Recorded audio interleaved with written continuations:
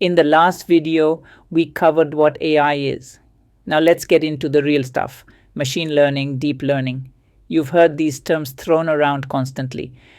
But what's the actual difference? And more importantly, which one should you care about? Let's break it down. Quick recap: AI is the big umbrella, any software that seems intelligent. Machine learning is a subset of AI where systems learn from data instead of being explicitly programmed.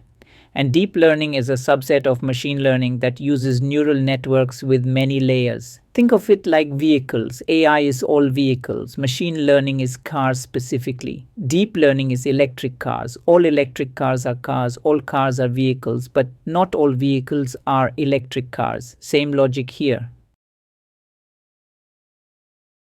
Let's understand machine learning by comparing it to traditional programming. In traditional programming, you write rules. If email contains free money and sender is unknown, mark as spam. You're telling the computer exactly what to do. The problem? You need to think of every possible rule, and spammers adapt faster than you can write rules. Machine learning flips this. Instead of writing rules, you give examples. Here are 10,000 spam emails. Here are 10,000 legitimate emails. Figure out the patterns yourself.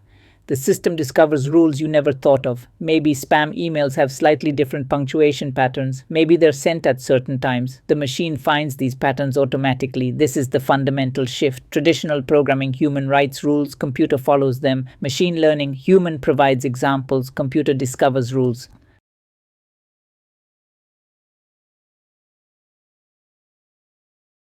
So, how does machine learning actually work? Three ingredients. First, data, lots of it. The more examples, the better the patterns. Want to detect cats in photos? You need thousands of cat photos and thousands of not cat photos. Second, a model. This is the mathematical structure that will learn the patterns. Different models work better for different problems. We'll cover model types in a future video. Third, training. This is where the magic happens. The model looks at the data, makes predictions, checks if it's right, adjusts itself slightly, and repeats millions of times. Each adjustment makes it slightly better at the task. After training, you have a model that can make predictions on new data it's never seen before. Show it a new photo. It tells you if there's a cat. This is called inference. The key insight: you're not programming behavior. You're programming the ability to learn behavior. That's a massive difference. Machine learning comes in three main flavors. Supervised learning. You give labeled examples. This email is spam. This email is not spam. This house sold for 500,000. The model learns the relationship between inputs and labels. Most business applications use supervised learning, unsupervised learning, no labels. You give data and say find patterns, group similar customers together, detect anomalies, find structure I didn't know existed. Great for exploration and discovery. Reinforcement learning, learning by trial and error. An agent takes actions in an environment and receives rewards or penalties. This is how AlphaGo learned to play Go. It played millions of games against itself and learned what moves lead to winning. For your day job, supervised learning is what you'll encounter most often. Now, deep learning. What makes it special? Deep learning uses neural networks. These are inspired by how brains work, interconnected nodes passing signals to each other. But here's what makes them deep. They have many layers. Each layer extracts different levels of features. For image recognition, the first layer might detect edges. The second layer combines edges into shapes. The third layer combines shapes into parts, like eyes or ears. The fourth layer combines parts into concepts, like faces. Each layer builds on the previous one. This automatic feature extraction is the killer feature. In traditional machine learning, humans had to manually design features. What pixels matter for detecting a cat? With deep learning, the network figures this out itself. The downside: you need way more data and computing power. But when you have both, deep learning crushes other approaches.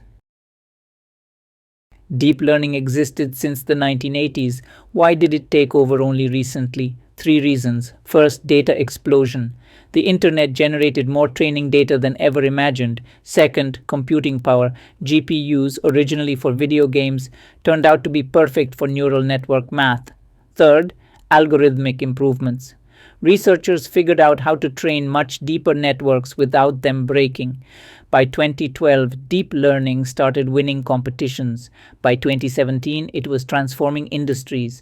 Today, almost every AI breakthrough you hear about, language models, image generators, voice assistants, it's all deep learning. So when do you use what? Traditional machine learning, when you have limited data, need explainable results, or have structured tabular data. Customer churn prediction, fraud detection, pricing models. Deep learning, when you have tons of data, complex patterns, and work with images, text, audio, or video, image recognition, language understanding, speech synthesis.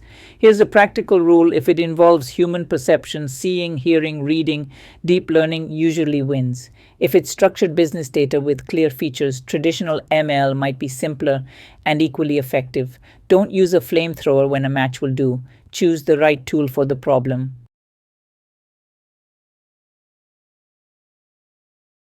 Here's what you learned. Machine learning is AI that learns from data instead of rules. Deep learning is machine learning with neural networks that automatically extract features.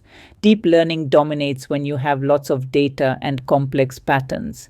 Next video, we'll dive into how neural networks actually work. We'll demystify the math so you understand what's happening inside these systems.